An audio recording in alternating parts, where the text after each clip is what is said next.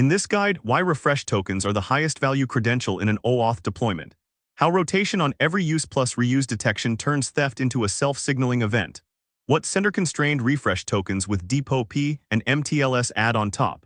And how TTL strategy and client-type nuances shape a safe production configuration. Identity Expert, powering you to be an expert in identity. Refresh tokens are the long-lived credential that keeps a session alive. They are exchanged at the token endpoint for a fresh access token whenever the current one expires. For public clients, browsers, and mobile apps, they cannot be protected behind a strong secret, so they are the highest value theft target in an OAuth deployment. Rotation on every use combined with reuse detection is the mechanism that makes them survivable. A stolen refresh token no longer buys the attacker persistent access. It triggers an alarm the second it is replayed. Think of a refresh token like a hotel keycard that reprograms itself every time it opens the door. The moment you tap in, the previous card sequence stops working. If somebody copied your card yesterday and tries it today, the reader sees an invalidated sequence, treats it as theft, and disables the entire booking. Static credentials are shared secrets. Rotating credentials are tripwires. That is the whole point of the design. Refresh tokens fail 4 ways. First, storage. Public clients have no server-side vault, so tokens sit in local storage or an insecure app container. Second, lifetime asymmetry. A long-lived refresh token gives an attacker weeks of access after a single theft. Third, silent replay. Without rotation, a stolen refresh token is indistinguishable from a legitimate one on the wire.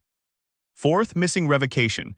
If the server never notices the theft, the token stays valid until it expires. Together, these turn one bad request into a long incident. Rotation with reuse detection has 4 steps. Step 1, the client posts a refresh token to the token endpoint. Step 2, the server issues a new access token and a new refresh token invalidates the old refresh token and records the two as members of the same token family. Step 3, the client stores the new pair and uses the new refresh token next time. Step 4 is the trap. If any invalidated refresh token from that family is ever presented again, the server assumes theft, revokes the entire family, and forces reauthentication. The OAuth 2 security best current practice mandates this rotate-on-use behavior for public clients and recommends it for everyone else. On the wire, the request is a standard token endpoint post with grant type equal to refresh token and the refresh token parameter carrying the current value.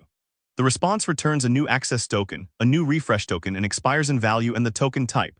Every response replaces the previous refresh token. The client must overwrite storage or the next exchange fails. When DPoP is layered on top, both the access token and the refresh token become keybound.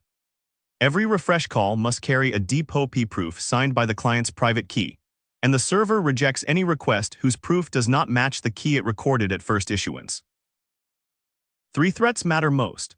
First, token theft from browser storage. Rotation alone does not stop the initial capture, but reuse detection guarantees the theft becomes visible within 1 refresh cycle. Second, refresh token replay across sessions. Mixing token families across clients or ignoring the family lineage lets an attacker keep using a stolen token silently. The mitigation is strict family tracking with immediate cascade revocation on reuse. Third, indefinite session extension. Without an absolute session lifetime cap, rotation keeps issuing new tokens forever. Sender-constrained tokens with DPoP or MTLS close the theft window even further by requiring proof of possession on every call. Rotation with reuse detection is now the baseline for public clients across the OAuth ecosystem. OAuth 2.1 carries the mandate forward, FAPI security profiles require it, and every serious identity provider ships it as the default for browser and mobile clients. The next layer is sender constraint.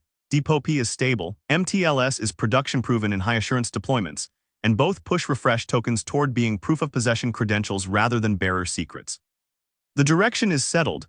Public client refresh tokens are becoming rotating, keybound, family-tracked artifacts by default.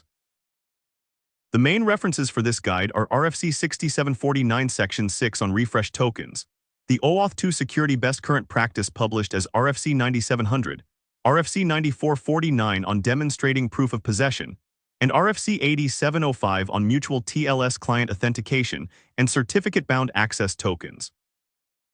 Thanks for watching. Subscribe to Identity Expert for more deep dives into OAuth security, token lifecycle, and public client hardening.